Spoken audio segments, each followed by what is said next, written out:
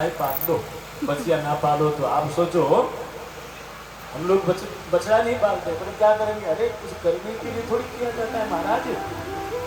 सेवा कुछ प्राप्ति के लिए नहीं किया जाता, सेवा कर्तव्य बुद्धि से किया जाता है। बैल भी गाय है, गोधन में आता है। एक सांड को, बैल को पालोगे ना, तुम्हारे घर में धर्म अपने आप स्थित होगा।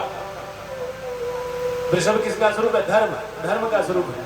जिस घर में एक वृषभ प्रसन्न रहता है ना, उसका धर्म उस बैल की सेवा से ही, उस सांड की सेवा से ही टिकती है। इतना बड़ा अपना अपराध मत करना।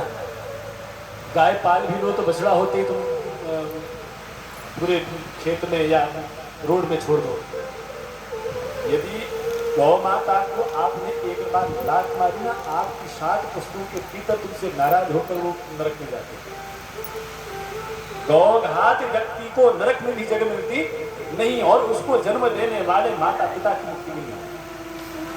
इतनी बड़ी महिमा बताई गई है गाय को मारना।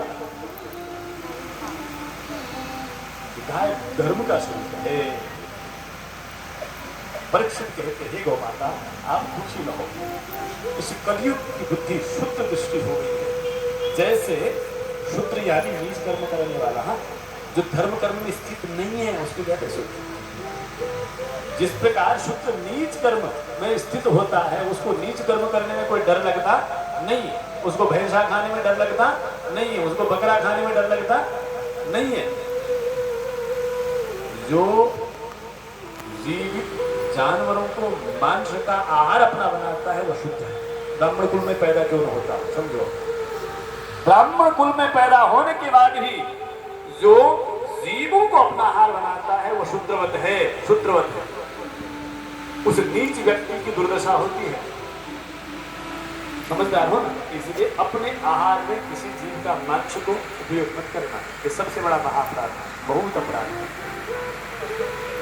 मांसाहारी व्यक्ति के हाथ से दिया गया पिंड उसके पितृ स्वीकार नहीं करते। एक और बात सुनो, श्राद्ध करते भी हो लेकिन तुम मांस का सेवन करते हो तो तुम्हारे पितर तुम्हारे हाथ से पिंडदान स्वीकार नहीं करते।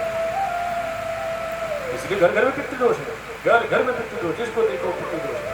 क्योंकि हमारा आहार विहार विचार सब खत्म हो चुका है, सब अशुद्ध हो गया। परीक्षित कहते हैं, हे गौ माता आपको दुखी नहीं होना, इस शूद्र जैसे दुष्ट से कोई भय नहीं करना चाहिए। बैल और गाय द्वारा कुछ न बताने पर परीक्षित महाराज बोलते हैं, हे बैल को देखने वाले, साक्षात धर्म मैं समझ गया हूँ, आप धर्म है। बैल ने नहीं बताया मेरे 4 पैर थे, लेकिन साक्षात परीक्षित समझ गए। तपः शौचम दया सत्यम मेरी पादा कृते, आपके 4 पैर है, 4 पैर में आप टिकते हो सत्य में। कलयुग आ गया तो आपका 1 पैर ही मैं समझ गया। काले काले पुरुष को, कलयुग को कहा जाओ, तुम धर्म को और गौ माता को प्रताड़ित कर रहे हो, यहाँ से जाओ। तुम अनेक उत्पात करके धर्म की विध्वंसना तुम कर रहे हो।